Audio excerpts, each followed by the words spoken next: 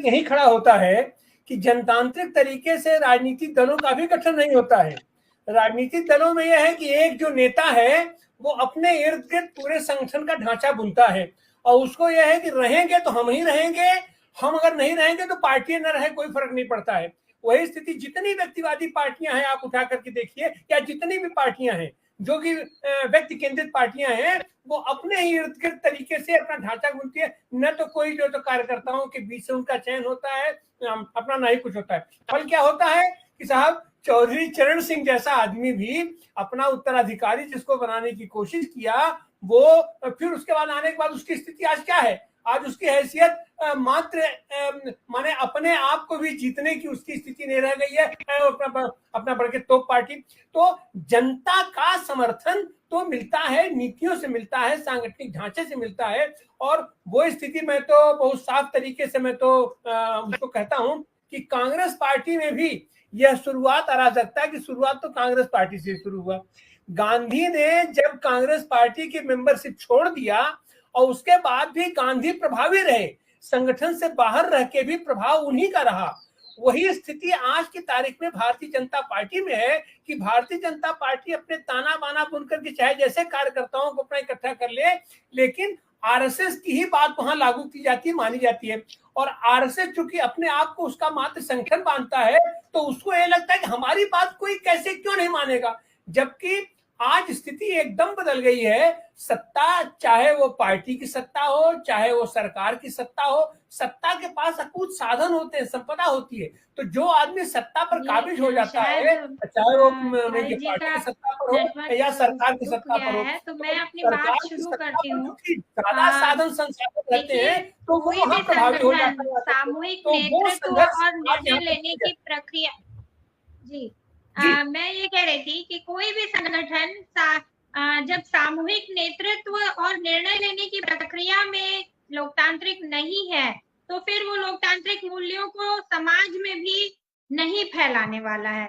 एकदम साफ समाज वैज्ञानिक तौर पे अगर आप देखेंगे तो जब संगठन के अंदर लोकतांत्रिक प्रक्रिया और सामूहिक नेतृत्व की तरफ जाने की दिशा नहीं है, तो वो लोकतांत्रिक मूल्यों के लिए काम करना उसके लिए संभव नहीं है, उसका मैसेज ये नहीं जाने वाला है। और एक जो दिक्कत आती है, मैं पैदा ही संगठनों, गांधीवादी संगठन और संस्थाओं के बीच और उसकी राजनीति को देखते हुए ही बड़ी हुई हूँ, और हर संगठन की बात करूं, समाजवादी हो, कांग्रेस की हो या और तमाम संगठनों की भी बात करें, तो दरअसल में जब विचारवान व्यक्तियों से ज्यादा पदों को, विचारवान और ईमानदार व्यक्तियों से ज्यादा पदों को महत्व मिलता है, नियमों को महत्व मिलता है, और उसके बाद संगठन की खींचतान जो शुरू होती है, वो सबसे ज्यादा हर सामाजिक प्रक्रिया को नुकसान पहुंचाती है। आप चाहे किसी मजदूर आंदोलन को देख लीजिए, किसी आंदोलन को देख लीजिए, अगर वहां ये सावधानी न रखी जाए तो अल्टीमेटली वो इंक्लूजन की प्रक्रिया में नहीं जाता संगठन, वो एक्सक्लूजन की प्रोसेस होती है। यानी एक कुछ लोगों का गुट है जो बाकी लोगों को बाहर रखने में ताकत लगाता है, शामिल करने में ताकत नहीं लगाता। तो ये जो खतरनाक प्रोसेस शुरू होती है, जब आपके अंदर ही जैसे नदी में भंवर उठ रहा हो, वैसे भंवर उठने लगेगी तो वो धारा को आगे नहीं लेके जाएगी, वो जिसको पाएगी उसको डुबा देगी।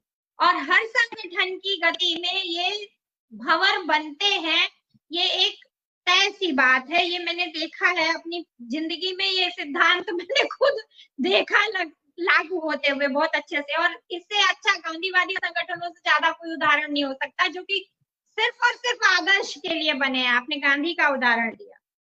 संगठन और सरकार की जब हम लोग चर्चा करते हैं तो लगातार वो बीजेपी और आरएसएस के संदर्भ में ही करते हैं, गोया कि सबसे बड़ा इस देश में संगठन का उदाहरण खाली वही हो।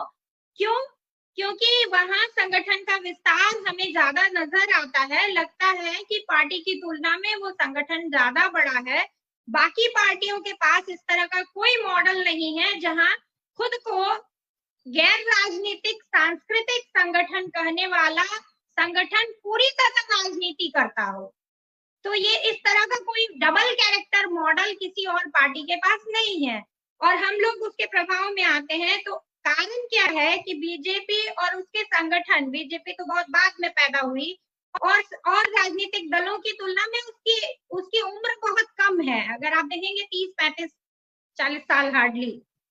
70 साल से वो संगठन है, जो संगठन की हम लोग बात कर रहे हैं वो 100 साल से ज्यादा का हो चुका है और सरकार के साथ कम से कम 70 साल के साथ है। आप देखेंगे कि वो बना कैसे, उसकी प्रक्रिया एक समाज के कुलीन धनाढ्य व्यापारी वर्ग के द्वारा की गई और राजाओं, रजवाड़ों, जमींदारों के द्वारा की गई। उनके पास कभी भी अपने वेल्थ की कमी नहीं थी। उनकी सारी प्रोसेस नागरिक में, समाज में अपने हितों को सुरक्षित करने की दिशा में रही और एक लॉन्ग टर्म प्लान के साथ रही। नतीजा अभी जो है वो अपनी जवानी पे पहुंचे हैं और उसकी फसल काट रहे हैं, जो उन्होंने लगातार उस पे जिस पे काम किया। खासकर मैं इंगित करना चाहूंगी कि 2 पक्ष थे। पहला, शिक्षा, सरस्वती शिशु मंदिर का मॉडल आप देखेंगे, गांव गांव में उनका कैडर तैयार करने की नर्सरी है। और दूसरा, मीडिया। जब अडवाणी जी पहली बार सरकार में बैठे, मंत्री बने, संचार मंत्री, उसी वक्त पैरेलल मीडिया गढ़ना उन्होंने शुरू कर दिया। और उस संगठन का इंक्लूजन हर संगठन में, आप हर संस्था में देखेंगे, राहुल गांधी कहते भी कि हर जगह आरएसएस मौजूद है, हर जगह उनके विचार के लोग मौजूद हैं। आप चाहे भले अपना ही संगठन चला रहे हो तो भी वहां उनके लोग मौजूद हैं। ये उन्होंने पेनिट्रेशन किया, लगातार इतने सालों में किया, ताकि वो अपने लोगों को से काम करा सके। अब ये कि योगी जी का अभी जो चर्चा हो रही है, योगी जी का संगठन और मोदी जी का संगठन, तो मोदी जी का संगठन और योगी जी का संगठन अलग अलग है। टकराव वहां पे है कि योगी जी का संगठन भारी पड़ेगा कि मोदी जी का संगठन भारी पड़ेगा। और हम लोग उससे ज्यादा प्लेजर इसलिए महसूस कर रहे हैं कि हमें लगता है कि शायद ये आपस में ही लड़कट मरे। पता नहीं, ये एक हो सकता है स्वप्न भी हो, अच्छा सा फीलिंग हो हमारा। लेकिन जो नड्डा जी का कहना है कि हमें आरएसएस की जरूरत नहीं, हम खुद में सक्षम हैं, वो दरअसल में मोदी जी को खुश करने की उनकी कवायद थी और उनका दोहरा चरित्र भी है। वो जाके सुबह शाम पैर भी छुएंगे, सामने पड़ जाए तो आरएसएस प्रमुख के सामने खड़े रहेंगे हाथ जोड़कर, लेकिन बाहर मीडिया में समाज के बीच में भ्रम फैलाते रहेंगे कि हम 2 अलग अलग लोग हैं। क्यों? क्योंकि आरएसएस पे हमला विपक्ष लगातार कर रहा है और शायद राजनीति में पहली बार इस तरह से खुले तौर पर उनको, आरएसएस को और बीजेपी को एक बताकर उनका काम करना मुश्किल किया जा रहा है। हारने से डर नहीं लगता, हो सकता है सरकार उनकी चली जाए, लेकिन उनको चिंता इस बात की कि उनके संगठन को दिक्कत न हो जाए आगे चल के काम करने में, इसलिए वो उसको सेफ साइड रखना चाहते हैं। इसीलिए अचानक आरएसएस प्रमुख को लगने लगा कि मोदी जी बहुत अहंकारी प्राणी है। उसके पहले उनको इतने 10 साल में कभी नहीं ज्ञान प्राप्त हुआ, कभी नहीं लगा कि वो अहंकार है उनके अंदर और उनको सेवा का ज्यादा घमंड नहीं होना चाहिए। बाकी उनके किसी फैसले पर, जो उनकी विचारधारा से जुड़ा हुआ भी अगर मामला हो, उनके किसी फैसले पे कभी कोई उंगली नहीं दिखाई गई, ना उन्हें कोई सलाह दी गई, हमेशा उनके सामने झुके ही रहे। उसके बाद अचानक हार के बाद, ऐसा कुछ हार भी नहीं, एक तरह से उनका जो 100 साल पूरे होने का जश्न था उसमें खलल जो पड़ा जनता की वजह से, उस पर उनको ये ज्ञान प्राप्त हुआ। सत्ता करप्ट करती है, 10 साल हो गए आपको सत्ता में केंद्र की, 15 साल आपने गुजरात में राज किया, ऑब्वियस सी बात है आपकी टीम करप्ट हुई है, ये बात सबको पता। पर उस करप्शन का लाभ जिस संगठन की हम लोग बात कर रहे हैं उसको भरपूर मिला है, उसे क्या दिक्कत होने लगी? आज आगे भी मिलेगा, क्योंकि मोदी जी इसकी गारंटी तो लेते हैं। जनता की गारंटियां कितनी सच है पता नहीं, 15 लाख कभी किसी के खाते में नहीं आएगा, लेकिन उन लोगों को हिस्सा मिलेगा, ये बात भी तय है। जो क्योंकि ये तय है कि मोदी जी की गारंटी, जो उनके साथ खड़े होते हैं, जो उनके पसंद के लोग होते हैं, उनको फुल टू लाभ पहुंचाने की रहती है। ये बात उनके फैसलों से और उनके जो इलेक्टोरल बॉन्ड से लेके और अभी तक के जो पार्टी फंड से लेके, पार्टी कार्यालय से लेके, पार्टी के लोगों को पदों में बैठाने से लेके, हर जगह आपको नजर आएगी। सरकार पे हावी है कि नहीं है, इस पर अगर मैं बात करूं तो संगठन को सरकार पर हावी क्यों होना चाहिए? ऐसे संगठन को, खासकर जो रजिस्टर्ड ही नहीं है, जो इस देश के संविधान में ही नहीं मानता है, उस संगठन को जो कहता है कि हम पॉलिटिक्स से हमारा कोई लेना देना नहीं है, उस संगठन को सरकार पे हावी क्यों होना चाहिए? सरकार इस देश की जनता की होती है, चाहे विपक्ष में उसने वोट किया हो, चाहे पक्ष में वोट किया हो। आप जब सरकार में आ गए तो आप सबके लिए काम करेंगे। ये नहीं होता कि आप हमारा वोटर है, तुम्हारा वोटर, जो इनके मंत्री बोल रहे हैं अभी भाषा की, यादवों ने वोट नहीं दिया हमको, मुसलमानों ने वोट नहीं दिया तो हम उनका काम नहीं करेंगे। ऐसे लोगों को कभी डांट पड़ती है क्या आरएसएस के द्वारा? आप मोदी पे कंट्रोल नहीं कर पा रहे, आप इन मुंह बोले बड़ बोले जो आपके मंत्री हैं उनके ऊपर भी कंट्रोल नहीं कर पा रहे। जो आप कहते हैं कि संविधान में हम बिल्कुल विश्वास करते हैं और संविधान में कोई बदलाव नहीं करेंगे, तो फिर आप इन मंत्रियों को आपने क्या पनिश किया? आपने एक सलाह भी दी क्या कि भाई साहब आप चुप रहिए, आप गलत बात बोले? आपका उदाहरण लेके विपक्ष हमारी खिंचाई कर रहा है, आपसे तो इतना भी नहीं हुआ। आप उसको कंडेम तक नहीं करते हैं, पल्ला भी नहीं झाड़ते हैं, ये भी नहीं कहते हैं कि उनका व्यक्तिगत विचार है, ऐसा कुछ नहीं करते हैं। आप पूरा भ्रम की स्थिति बनाए रखना चाहते हैं क्योंकि आप अपनी विचारधारा पर एकदम टिके हुए हैं। संगठन के नियंत्रण में सरकार नहीं है। कैसे नहीं है भाई, कैसे नहीं है? हर सरकारी गैर सरकारी व्यवस्था में आपकी घुसपैठ है। आप मीडिया की हालत में देख लीजिए, पैरेलल पूरा जो इनके अपने संगठन के वैचारिक लोग हैं, आज एएनआई तक पर उनका कंट्रोल है। आप दूसरे की तो बात छोड़ दीजिए, यूनिवर्सिटी की हालत देख लीजिए।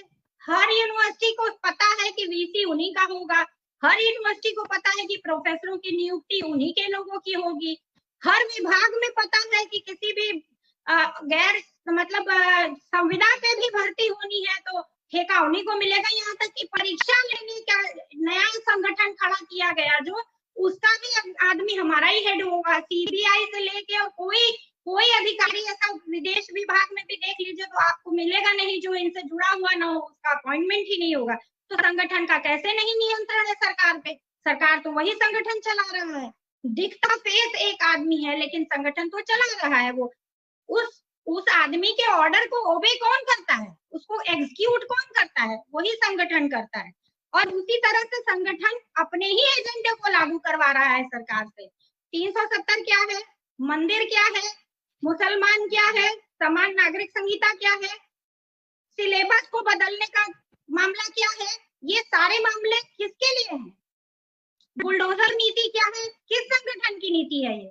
आपने जो इतने सालों में रायता बोया है, आप जिस पक्ष विरोध भी जिन बातों का लेकर के करते हैं सरकार में होते हुए, वो सब आपकी विचारधारा को इंगित करता है और उसी को लगातार लागू किया जा रहा है इस देश में, चाहे उसका नुकसान देश को कितना भी उठाना पड़ रहा हो, कितना भी ज्यादा। उद्योगपतियों के हित के लिए सेना की के ताकत को कमजोर किया जा रहा है अग्निवीर जैसी योजना को लाकर, और उसके बाद लगातार कश्मीर में एक के बाद हमले हो रहे हैं। काहे नहीं आरएसएस बोल रहा है कि भाई आप अपनी, अगर कोई मतभेद है तो आप बोलिए ना कि आप इसको लागू मत कीजिए, ये गलत फैसला है आपका। है हिम्मत? नहीं है। अगर तो मैं नहीं कोई सपना देख रही कि इन दोनों में कोई मतभेद है, वो एक दूसरे का हित पूरा कर रहे हैं, एक दूसरे का एजेंडा लागू कर रहे हैं। कोई सत्ता के केंद्रों का टकराव अगर है थोड़ा बहुत, तो वो हैंडल करने की क्षमता है उन लोगों के बीच में, और वो एक दूसरे को रिप्लेस करते रहते हैं, यूज एंड थ्रो भी करते रहते हैं। अभी थोड़ा लार्जर देन लाइफ एक पिक्चर आ गई है सामने, जो व्यक्ति जो है थोड़ा ज्यादा हावी हो गया है ऐसा दिख रहा है, इसलिए अभी बाकी चीजें दिखाई देती हैं। लेकिन कुल मिलाकर विपक्ष का स्पेस लेने की कोशिश होती है इस तरह के नैरेटिव खड़े करके कि इन लोगों के बीच में कोई टकराव चल रहा है। आप बस हमारे ऊपर चर्चा करिए, चाहे पक्ष में करिए चाहे विपक्ष में करिए, केंद्र में चर्चा के तो हम ही होंगे, हम ही इस लायक हैं, बाकी कोई किसी लायक है नहीं।